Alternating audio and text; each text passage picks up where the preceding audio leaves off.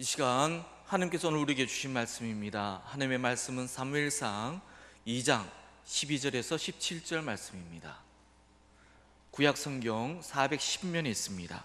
사무엘상 2장 12절에서 17절 말씀입니다. 하나님의 말씀 봉독해 올리도록 하겠습니다. 엘리의 아들들은 행실이 나빠 여호와를 알지 못하더라.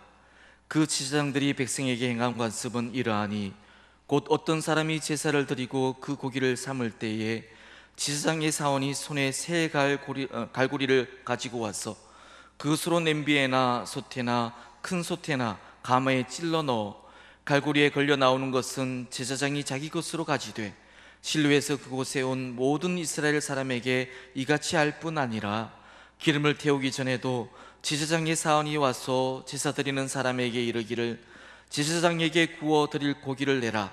그가 내게 삶은 고기를 원하지 아니하고 날 것을 원하신다 하다가 그 사람이 이르기를 반드시 먼저 기름을 태운 후에 내 마음에 원하는 대로 가지라 하면 그가 말하기를 아니라 지금 내게 내라. 그렇지 아니하면 내가 억지로 빼앗으리라 하였으니 이 소년들의 죄가 여호와 앞에 심히 금은 그들이 여호와의 제사를 멸시함이었더라. 아멘. 이 말씀 하나님의 말씀입니다. 주님께 감사합니다. 예, 오랜만에 우리 할렐루야 찬양대가 힘차게 하나님의 은혜를 이렇게 높이 찬양했습니다. 너무 감사합니다. 자리도 적당하게 이렇게 유지하면서 찬양대가 다시 쓰니까 너무 참 좋습니다. 이 계절의 영이라 불리우는 이 5월 참 아름답고 찬란한 이 계절이죠. 12달 중에서 뭐 어느 한 달이 다 좋지 않은 달들이 있겠습니까마는 이 5월은 우거지는 실록과 함께 정말 앞뒤를 다투면서 피어나는 지천에 피어나는 이 형형색색의 아름다운 봄꽃들 때문에 그래서 이 5월은 정말 감사하고 정말 축복의 달인 것 같습니다. 그래서 이 5월을 가정의 달이라고도 그러고 이 5월 첫 주일을 또 우리는 꽃주일이라 그러죠. 5월의 꽃처럼 우리 어린 자녀들, 우리 자녀들이 이 꽃처럼 건강하게 아름답게 화려하게 그렇게 자라날 것을 기대하면서 또 이 자녀들을 축복하는 이날입니다.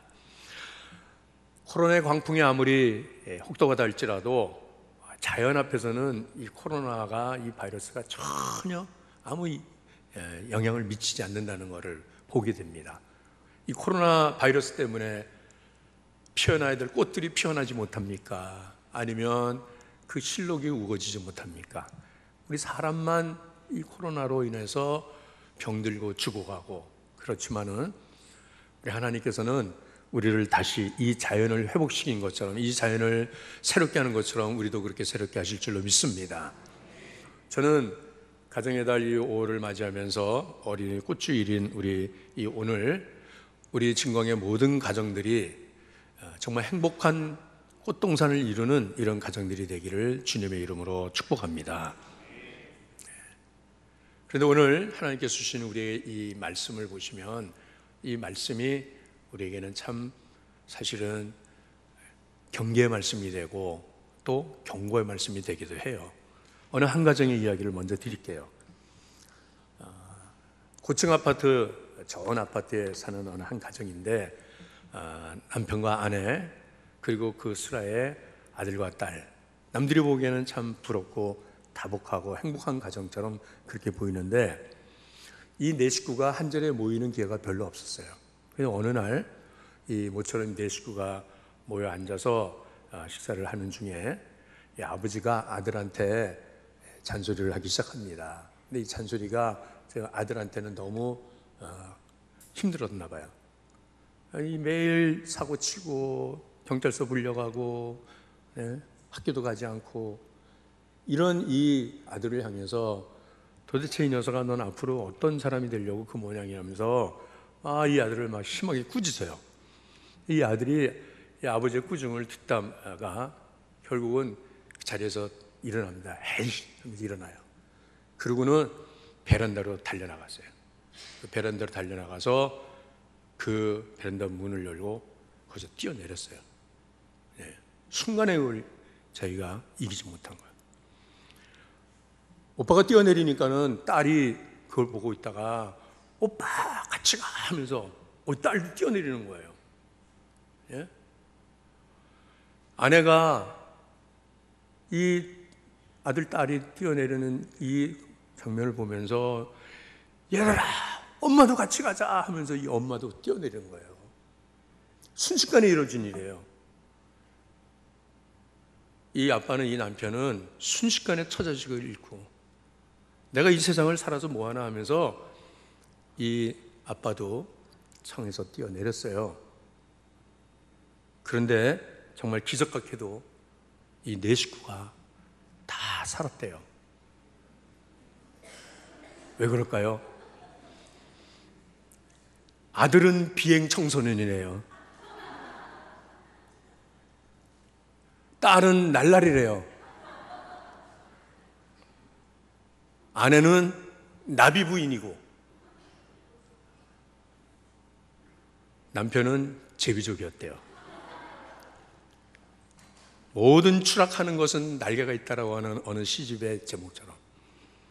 여러분, 근데 우리가 이 말을 들으면서 그렇게 웃을 수만은 없는 것은 우리의 가정의 모습이 사람들이 볼 때는 참 저 가정 참 행복해 보인다, 참 부럽다, 그렇게 그런 모습으로 보일지라도 정작 우리 안에는 이런 일그러진 모습들, 이런 왜곡된, 이런 정말 잘못된 모습들이 우리 가정에, 우리 식구들 가운데 있다는 거거든요.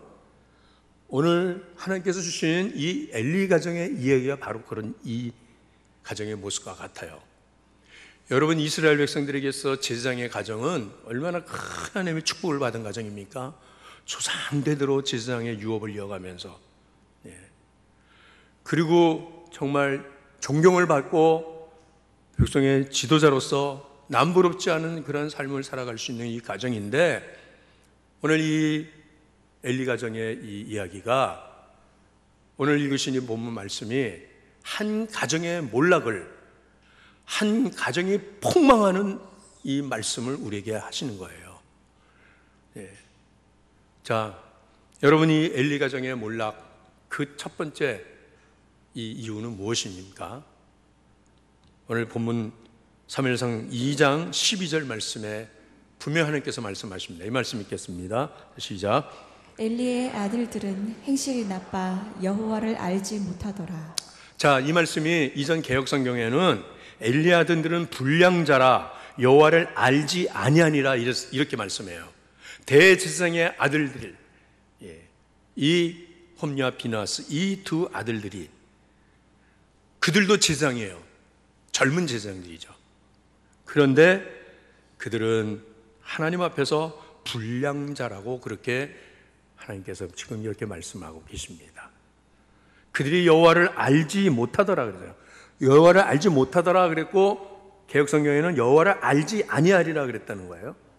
여호와를 안다라고 하는 이 안다라고 하는 단어는 하나님을 경험하는 겁니다. 하나님을 체험하는 것입니다. 그런데 여기에 이 본문의 뜻으로 번역을 한 걸 보면은, 알지 않는다라고 하는 것은 무슨 뜻이냐면 하나님을 개의치 않는다는 거예요. 하나님에 대해서 관심을 갖지 않는다, 하나님과 상관하지 않는다, 이 말이에요. 그러니까는 엘리의 아들들이 하나님에 대해서 개의치 않는다는 거예요. 하나님에 대해서 관심도 갖지 않고 하나님에 대해서 상관하지도 않는다. 저는 이 말씀을 제가 준비하면서 얼마나 제 마음에 정말 아픔이 오는지 몰랐어요. 하나님, 우리 자녀들이, 우리 진광의 직분자들의 자녀들이, 우리 성도들의 가정의 자녀들이 그 부모님의 그 신앙을 유업을 받고 그 부모님들이 하나님을 경외하는 것처럼 그렇게 하나님을 경외하는 자녀들이 되지 않는다면, 저들이 하나님은 전혀 개의치 않고 하나님에 대해서는 전혀 관심도 없이 그냥 살아가는 그런 자식들이라면 그들이 하나님 앞에 불량자라는 겁니다. 불량자. 여러분, 무슨 깡패가 되고 무슨 조직폭력배가 되고 무슨 성추행범이 되고 이 사회적 그런 지탄을 받는 그런 사람들이어서 불량자라는 것이 아니라 하나님이 보실 때 불량자다는 거야. 하나님 보실 때 불량자. 여러분, 우리 자녀들이 그래도 반듯하게 살지 않습니까? 그래도 모범적이고, 그리고 또 자기 할 일을 잘하고. 그런데 문제는 무엇이냐면 하나님은 개념하지 않고 삽니다. 하나님은 관심 갖지 않고 산다는 거예요. 고슴도치가 제 새끼 볼 때 다 예쁘고 사랑스럽지만, 여러분들 자녀들이, 내 자녀들이 다 귀엽고 사랑스럽고 대견하고, 그렇지만 하나님이 보실 때는 하나님과 관계치 아니하고 하나님에 대해서 관념없이 그렇게 살아가는 그런 자녀들이라고 하면, 여러분, 그들은 하나님 앞에 불량자라는 겁니다. 얼마나 엄중한 말씀이에요. 그 하나님 앞에 불량한 자들, 하나님 예배는 드리지만은, 이 제사장이냐 제사는 드리지만은 하나님 보실 때는 아니라는 거예요. 하나님 보실 때. 그래서 그들의 모습이 하나님 앞에 어떻게 보였냐면, 저들이 제사하는 그들의 모습이 어떻게 보였냐면, 오늘 본문의 17절에 뭐라고 말씀하십니까? 17절 말씀 읽겠습니다. 시작. 이 소년들의 죄가 여호와 앞에 심히 크면 그들이 여호와의 제사를 멸시함이었더라. 자, 저들의 죄가 심히 컸다는 겁니다. 그들은 여호와의 제사를 멸시했다는 것입니다. 멸시했다. 하나님 앞에 드리는 그 제사를 멸시하여서 하나님께 드리는 그 제물을 저들이 먼저 착복을 하고 반드시 태우고 제물 번제로 드린 다음에 남는 것을 삶아서 제사장들이 먹도록 한 하나님의 그 규례를 어기고 저들은 날고기를 달라 그랬습니다. 네. 그렇게 하나님께 드리는 제사를 모욕하고 능멸하고 하나님을 모욕하는 그들에 대해서 여호와의 제사를 멸시하였다. 오늘 우리 자녀들이 얼만큼 하나님께 드리는 예배를 존중 여기고 하나님께 제사 드리는 삶, 예배 드리는 삶을 귀중 여기고 있는지요? 아니면 하나님께 예배하는 삶을 멸시하는지. 그러니까는 주일날 우리 자녀들이 예배 드리지 않습니다. 많은 직분자들의 자녀들이 주일을 지키지 않습니다. 우리 성도들의 가정의 자녀들이 이 주일을 지키지 아니하고 각각 자기들의 생각, 자기들의 일정대로 시키도록 예배 드리러 가자 그러면 아이 뭐 예배 바쁜데 엄마 아빠나 다 갔다 와요. 알바 가야 돼요. 공부해야 돼요. 친구들 만나야 돼요. 하나님에 대해서 하나님께 드리는 예배하는 삶을 멸시하는 그들이었다는 거예요. 저들의 악행은 점점 계속되어서 하나님 앞에 구별하여 드리는 그 제물을 저들이 먼저 취하고 그리고 심지어는 성전 회막문에서 시중드는 여인들과 동침하고 하는 이러한 소문들이 계속 제사장의 아들들이 저러냐. 자, 그 소문을 들은 제사장 이 엘리가 그 아들들을 부릅니다. 그리고 그 아들들에게 타이르죠. 그 말씀이 본문 23절부터 25절 말씀이에요. 뒤로 가서 말씀 읽겠습니다. 시작. 그들에게 이르되 너희가 어찌하여 이런 일을 하느냐. 내가 너희의 악행을 이 모든 백성에게서 듣노라. 내 아들들아 그리하지 말라. 내게 들리는 소문이 좋지 아니하니라. 너희가 여호와의 백성으로 범죄하게 하는도다. 사람이 사람에게 범죄하면 하나님이 심판하시려니와 만일 사람이 여호와께 범죄하면 누가 그를 위하여 간구하겠느냐 하되 그들이 자기 아버지의 말을 듣지 아니하였으니 이는 여호와께서 그들을 죽이기로 뜻하셨음이더라. 자, 여러분 얼마나 이 말씀이 엄중한 말씀입니까? 이 아버지가 아들을 불러서 아들도 불러서 야, 이 아버지의 귀에 이런 말들이 들리는데 야, 너도 그러면 되겠냐? 그렇게 하지 마라. 내 아들들아 그리하지 말라.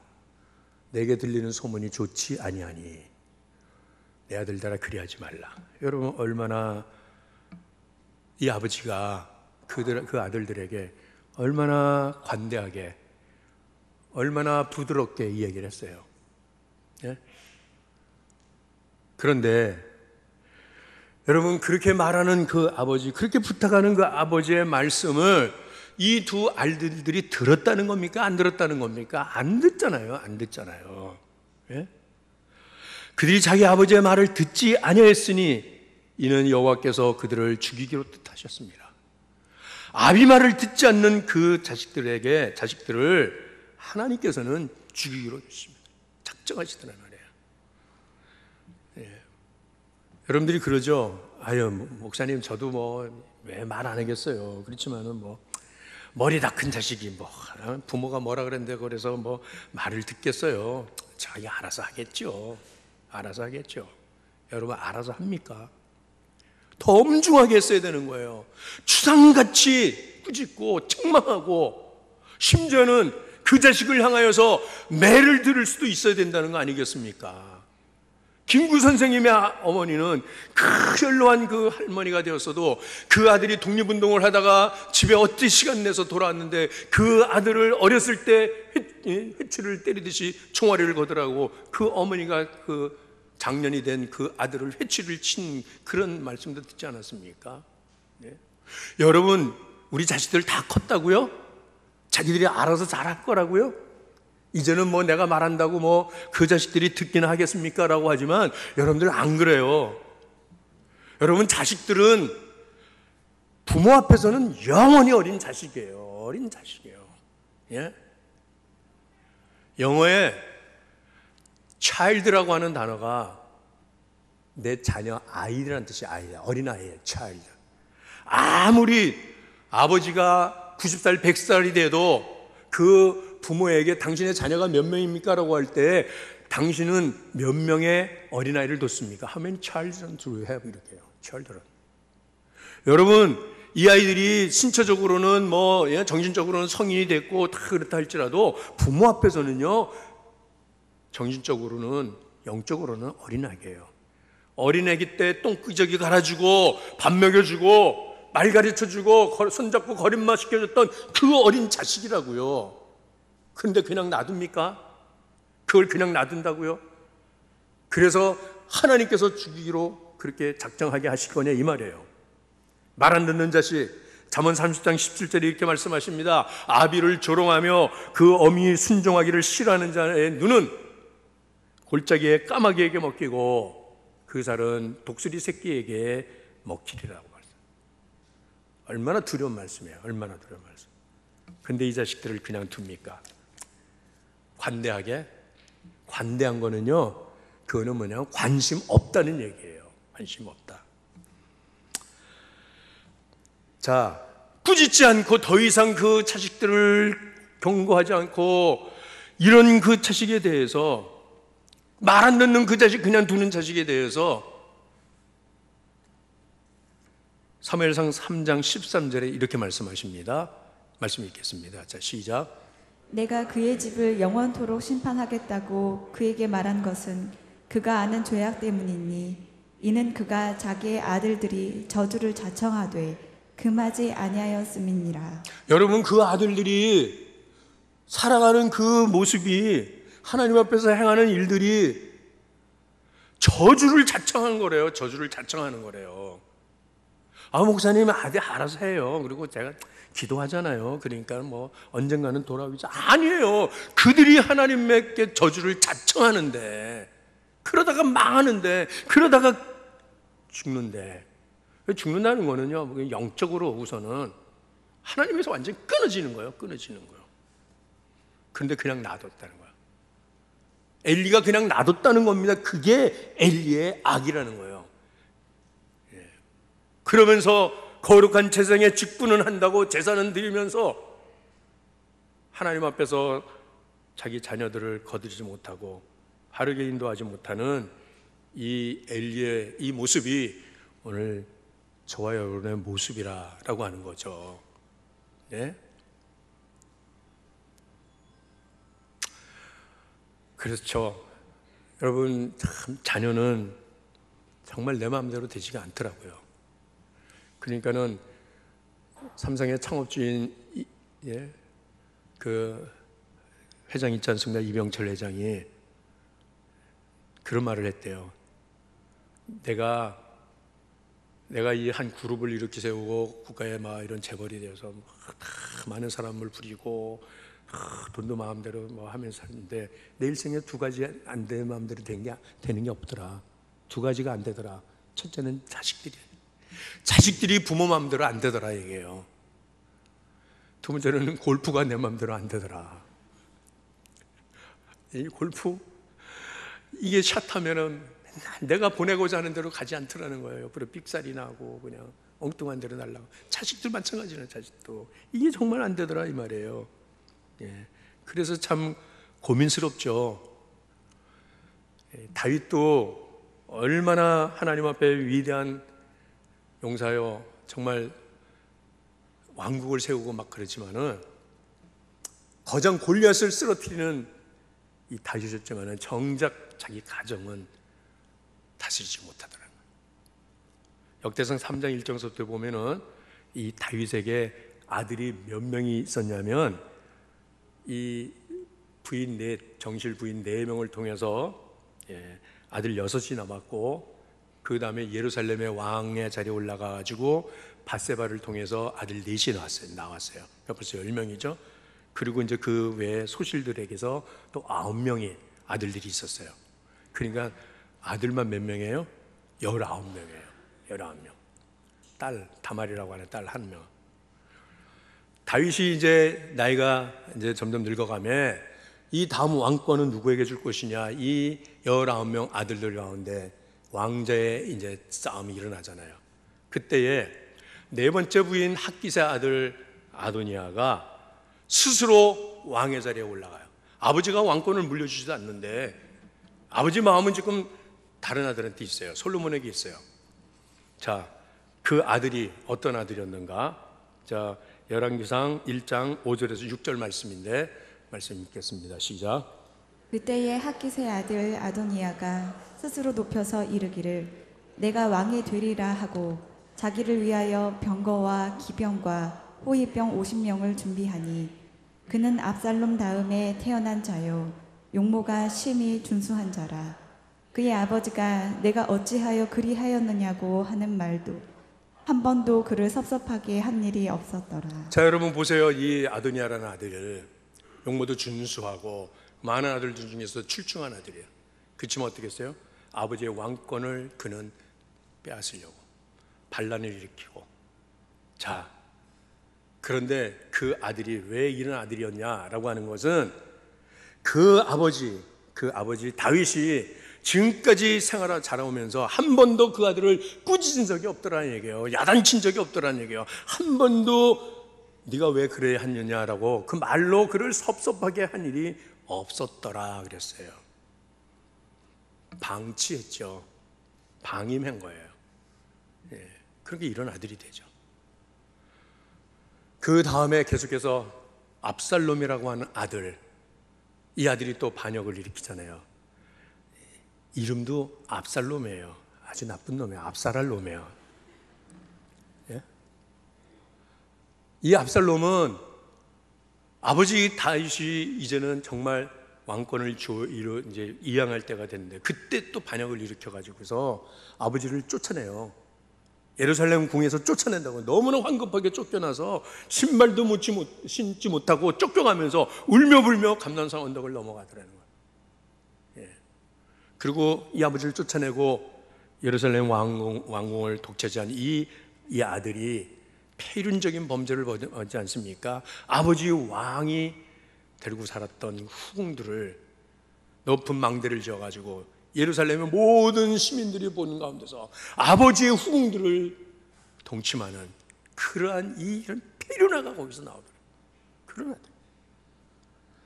뭐 이 다윗뿐이겠습니까? 사무엘도 또 마찬가지. 사무엘도 정말 그런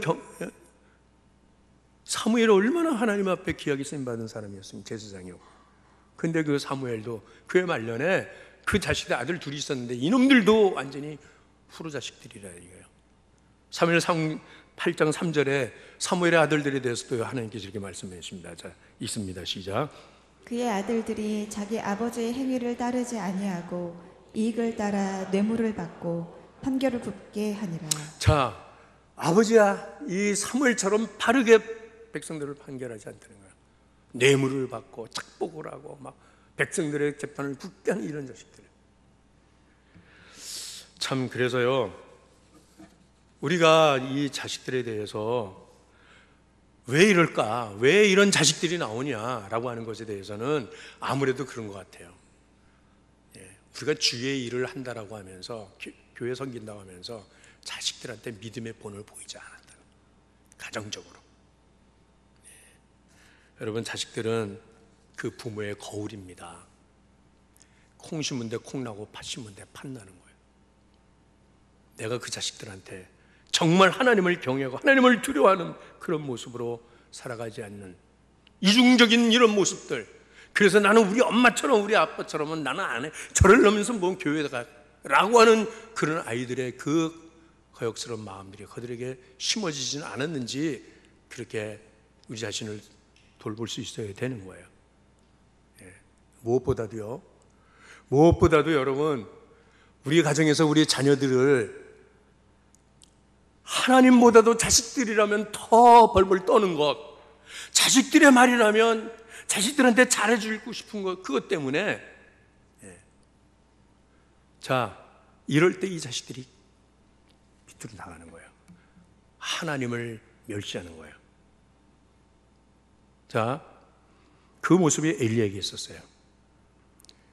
29절 말씀 읽을게요. 2장 29절 말씀. 자, 시작. 너희는 어찌하여 내가 내 처소에서 명령한 내 재물과 예물을 밟으며 내 아들들을 나보다 더 중히 여겨 내 백성 이스라엘이 드리는 가장 좋은 것으로 너희들을 살게 하느냐. 자, 여러분, 어떻게 뭐라고 말씀하십니까?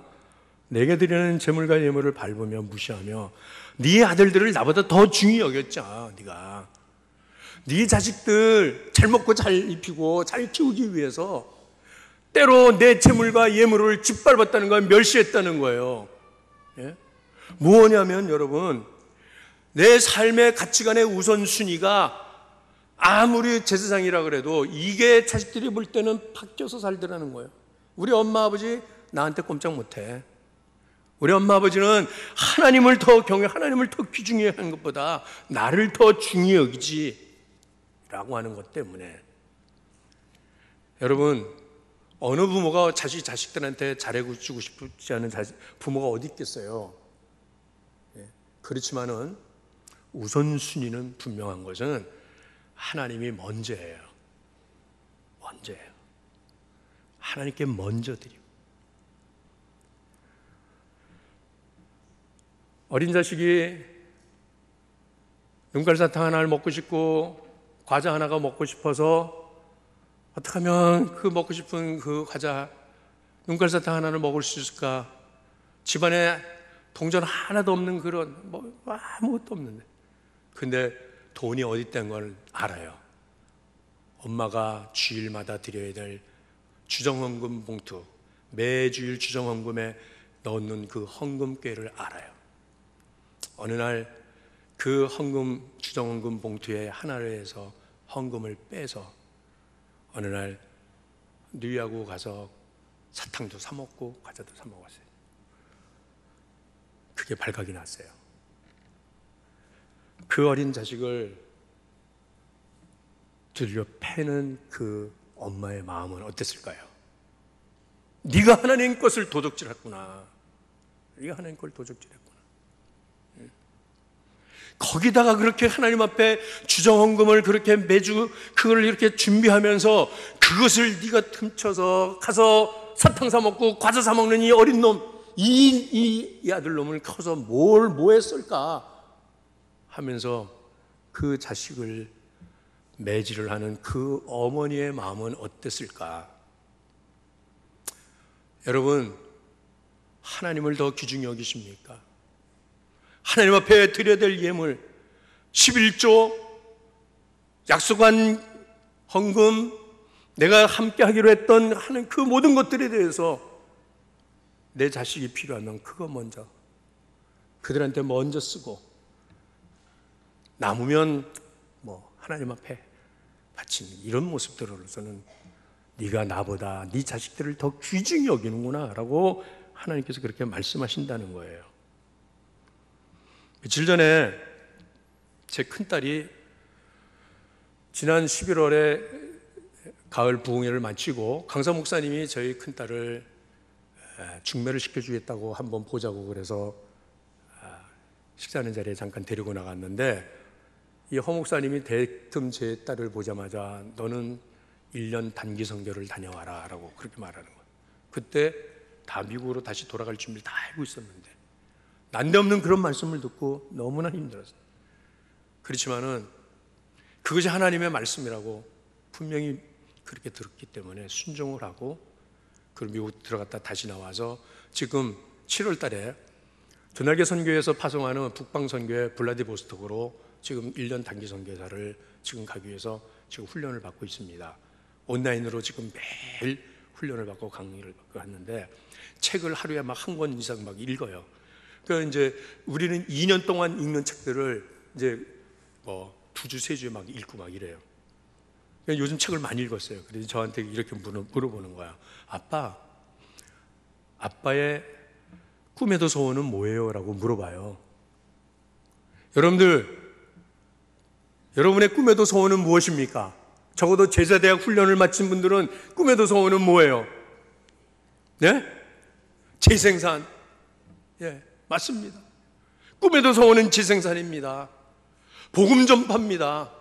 세계 복음합니다. 꿈에도 소원은 뭐냐고 묻길래 제 속에서는 니네들 잘 되는 거지. 세 딸, 두 사위, 아들, 손주, 손녀들 니들 잘 되는 게 내 꿈에도 소원이야 라고 한다고 하면 여러분 저는 이중적인 삶을 산 거예요. 딸이 알잖아요. 아빠의 꿈에도 소원은 세계 복음화야. 한 사람이라도 더 구원받는 거야. 여러분 예수 믿지 않는 사람들도 자기 자식을 위해서는 희생해요. 내 자식 다 잘 되기를 바라요. 그러면 예수 믿는 우리가 저들과 마찬가지로 내 자식을 위해서 내 자녀를 위해서 너희들 잘 되라고 그저 애지중지하고 다 키우고 먹여주고 입혀주고 시집장가 보내주고 그리고 결국은 다 늙어가지고서는 마지막 집 한 칸이라도 남겨주고 가야지 이게 부모의 도리라고 생각하지만 그게 아니라는 겁니다. 그게 아니라는 거예요. 결국은 이 엘리 가정의 몰락은 어떻게 끝납니까? 하나님께서 죽이기로 작정을 하더라 이 말.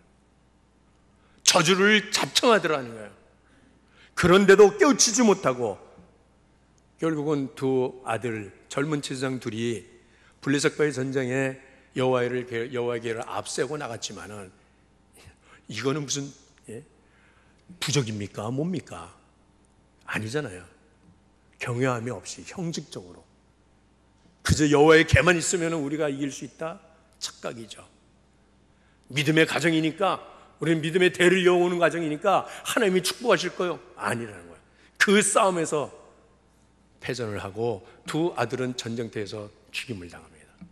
그리고 두 아들이 전쟁터에서 죽었다는 소식을 듣는 이 엘리는 그 당시에 나이가 98살이었는데 너무 충격을 받아서 그 앉아있던 의자에서 쓰러집니다. 땅으로 쓰러지면서 넘어지면서 목이 풀어서 죽더라. 얼마나 비극스러운 일이에요. 마침 그날 큰 며느리가 만삭이 되어갖고 오늘 내일 막 이렇게 지금 아기가 나오는 시간인데 전쟁터에 나간 두 형제가 죽고 아버지 엘리사장도 의자에서 쓰러져 넘어져갖고 목이 꺾어서 죽었다는 소식을 들으면서 막 산더미 오는 거야. 막 쇼크를 받아갖고. 그러면서 그 아기를 난산을 해요. 그리고 며느리도 죽어요. 그러면서 그 며느리가 죽으면서 난산한 그 아들의 이름을 이가봇이라고 지었고 죽어요. 여호와의 영광이 떠났다는 거예요. 이 가문에서 떠났다는 거예요. 여러분 오늘 가정의 달을 시작하면서 우리 어린이라 그래서 뭐 철없이 뛰어노는 뭐 초등학생 정도라고 얘기하지 마세요. 우리 자녀들이에요, 자녀들. 예, 다 큰 내 자식들, 예, 손주 손녀들 다. 그들을 어떻게 하나님 앞에서 우리가 믿음의 유업을 계속 이어갈 수 있는 그러한 가정이 될 수 있을까? 누가복음 14장 26절 읽었어요? 아까? 안 읽었어요? 한번 읽어볼게요. 자, 시작. 물은 내게 오는 자가 자기 부모와 처자와 형제와 자매와 더욱이 자기 목숨까지 미워하지 아니하면 능히 내 제자가 되지 못하고. 내게 오는 자가 자기 부모와 처자와 형제와 자매와 더욱더 자기 목숨까지 미워하지 않으면, 미워한다는 게 뭐예요? 뭐 눈을 비고 내가 해줘야 될 것, 내가 돌봐줘야 될 것 이러고 다 팽개치고 하나님한테만 잘하라고 이런 거 아니에요. 예. 우리는 아주 본능적으로 그들을 잘해요. 그들에게 우리가 다 좋은 걸 줘요. 그렇지만은 이제는 주님을 따라, 이제는 믿음 생활하는 너희라면 이제는 우선순위를 나에게 먼저 두라는 거예요. 미워하지 아니하면, 이 미워한다는 건 덜 사랑한다는 거야. 덜 사랑한다는 거야. 하나님을 더 사랑하니까 그 반대적인 개념으로 미워한다는 것 이렇게 표현한 것이지, 하나님보다 조금 덜 사랑하면서 우선순위를 하나님 사랑하는, 하나님 따르는 길에 있어서 내 정성과 내 관심과 내 모든 것이 하나님에게로부터 왔으니 마땅히 이 믿음 주신 하나님께 감사하여서, 여러분 분명합니다. 여러분 자녀들에게 믿음의 날개, 신앙의 날개 달아주지 않으면 꺾어집니다. 여러분 자녀들에게 조그마한 무슨 재산이라도 남겨주고 싶습니까? 그 돈 없어지면 부모는 흔적도 없이 사라지고 말아요. 그렇지만 여러분, 믿음을 유업으로 남겨줘야 돼요.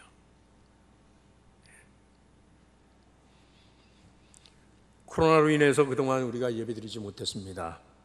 5월 첫 주일 이제 모처럼 우리 더 많은 성도님들이 함께 나와서 예배를 드리면서 그동안에 마음껏 하나님 앞에 예배드리지 못했던 나의 신앙의 갑갑함이나 혹은 내 영적인 욕구나 이 모든 것들이 이제는, 그래도 이제는 이만큼 다시 회복이 되어지는 이 지금 시기가 됐는데, 내 자녀들을 내가 어떻게 계속해서 이 믿음으로 이 아이들을 이끌어갈 수 있을까? 이 자녀들에게 계속해서 유업을 이어가는 가정이 될 수 있을까? 가문이 될 수 있을까라고 하는 것을 오늘 이 말씀으로 여러분들 정말 고민하면서, 그러면서 뭔가 코로나 이후에 내 믿음의 모습, 우리 가정의 신앙의 모습, 이걸 다시 한번 정비할 수 있고, 그렇게 해서 우리 하나님께서 주신 이 말씀, 이것으로 인해서 우리 가정이 믿음으로 다시 회복되어지고 세워질 수 있는 그런 은혜가 우리에게 있기를 주의 이름으로 축원합니다. 이 자리에 함께하지 못한 우리 자녀들 너무 많이 있습니다. 이 시간 함께 기도합시다. 하나님, 우리의 자녀들이 엘리야 아들들과 같은 불량한 자들이 되지 않기를 원합니다. 하나님이 우리 가정에 주신 특별한 믿음의 유업을, 그 축복을 우리 당대에 빼앗기지 않게 하시고 이것을 잃어버리지 아니하도록 우리 하나님께서 말씀으로 우리를 붙들어 주시고, 우리의 믿음의 자녀들 신앙의 대를 이어가면서 우리 교회 2대, 3대, 4대 집사님, 권사님, 장로님들이, 주의 종들이 세워지는 이 교회 될 수 있기를 위해서 우리 이 시간 함께 하나님 앞에 기도합시다. 사랑의 하나님 아버지, 감사합니다. 오늘 예배하는 자리에 우리